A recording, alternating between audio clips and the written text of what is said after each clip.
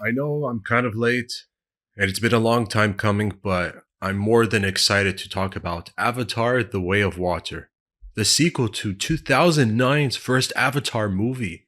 That's a long time coming. I mean, wow. Not the longest gap between a sequel. I mean, that record was already broken by, wow, Mary Poppins. Yeah, the name almost left my mind, but long time gap for Mary Poppins films. But I mean, for a highly anticipated movie like this, I mean, it was worth the wait. Now, to start, I mean, what I liked for this movie is once again, uh, Sam Worthington's Jake Sully narrated the movie as well. Throughout from beginning to, well, actually in the beginning, and then he did at the end.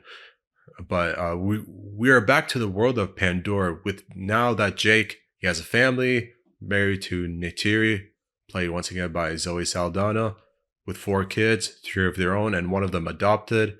And plus, like, they have this there's like this kid named Spider. He was supposed to go back to Earth but was left behind and now treated like a pet in a different planet, a non-Earth. He's supposedly like related to this colonel that Jake Sully has an enemy of. So the movie starts off with like a battle now that like war between Pandora and like the human soldiers again coming from Earth. It seems like Colonel Cortridge wants revenge on Jake for his own mistakes. And it's not bad, but it just seems like a simplistic thought, like a sort of revenge tale as well, you know, from someone who's an antagonist. I mean, it's fine and all. Plus, like, a lot of changes happened with Jake as well. Other than family, he becomes chief of his tribe and so forth. I'm just going to admit, while I did see the first film, I didn't go back and watch it recently or even see the remastered version. So I'm just kind of lost. But I'm just trying to remember a lot. Anyway, I mean, it's like really great. Like a lot of scenes, like James Cameron really wanted to innovate and like shoot a lot of the major scenes in the movie underwater.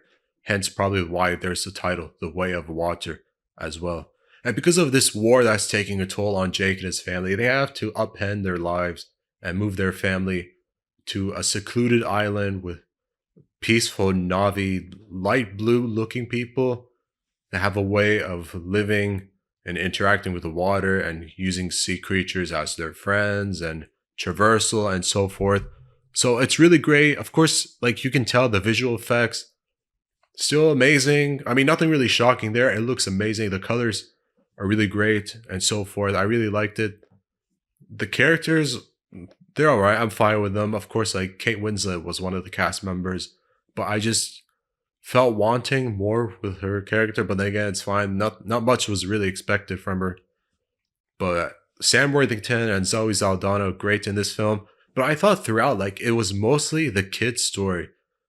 Uh, I honestly I forgot their names. I'm sorry, but like regarding the kids, I felt like they had to grow and find themselves in an environment that really they just weren't expected to be in and upend their lives and just change. They had to go from a forest to living in the sea as well. But like throughout late second act to third act, like my pulse was pounding. I was like, I felt really concerned for their lives. I mean, this Cortich guy, like, he just won't stop just because, like, you know, his allies and whatever, like, he just felt betrayed and all that sort of stuff. And you know, the mistakes or the choices made by Jake at the end of the first film really like everyone around him are suffering the consequences. And this is where like I think by the third film, um I think like he may not be very liked by his own wife. Like I'll talk about more on that, but throughout the movie itself, like while it's the longest since Avengers Endgame, like it was 3 hours long. So it was fine, but maybe a few scenes could have been cut, but it's okay. I mean, James Cameron had full control. No one from Disney or 20th Century Studios had any involvement, did not interfere, let him have the movie he wanted, and financially did succeed, which I will talk about. But it seemed like the kids just having a hard time just interacting with these other characters, and in some ways, at least one of them found themselves in interesting ways interacting with the nature and having these visions. It's Kitty or Kiri, I think. Yeah, I think that's her name. I voiced by Sigourney Weaver. Yeah, I knew I recognized her voice, but because of everything that happened in the third act of the film, I just feel like Jake Sully. I mean, I just feel like he's going to be like this unwanted, unliked character, especially by his own family and his wife. I mean, I won't spoil what happened, but I just feel like he'll be this character that's like whose existence is like such a burden on everyone that like he all it's done is like it's caused problems, chaos, destruction, bloodshed, and so forth. So this is why I think like the third movie, which I'm sure will shift into fire as it's been teased by James Cameron, will be more interesting as well. I just think like he'll get a lot of the blame. This is where I think like both of them with Jake Sully and Neytiri, I think it'll be really interesting to see how much of their relationship has shifted dramatically, and I think that's going to be the case of what happened to their family. Now, in terms of how well this movie has done, thus far it's made $1.752 billion worldwide, which is amazing. It's now been able to financially break even, already ensuring that the fourth and fifth films, which have been planned, are going to happen for sure. James Cameron has envisioned this to be a major blockbuster franchise. He said before, if it failed commercially, then it's just a third film as a trilogy and that's it. But now there's more than enough money for the fourth and fifth film to happen in the near future. And he was waiting for new technology to be developed necessary to capture scenes underwater, which has never been accomplished before. So the cast members really were tested, and a lot of the visual effects, a lot of work had to go into it. That's really great, But the filming for this film started like late 2017 and concluded by September 2020. That is crazy. All of this film work even happened late at a time with the COVID-19 pandemic at its dangerously high peak.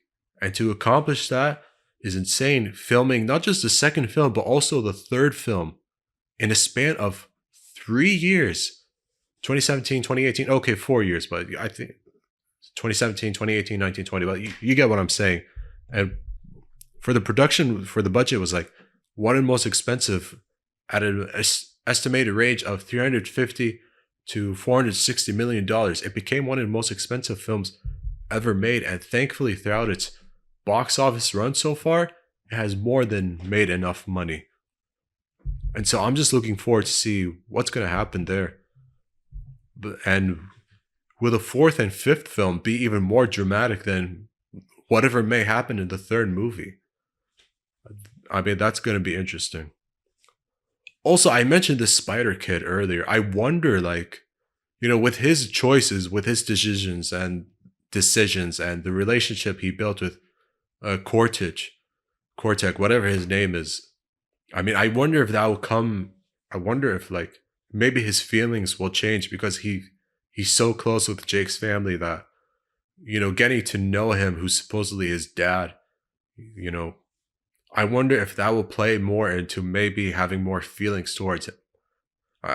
Played by Stephen Lang, by the way. I almost forgot to mention that part, but yeah, I mean, even if the movie comes next year or the year after, I mean, I'd like to see where this goes from here, and will Jake Sully survive this one? And we'll have another encounter as well.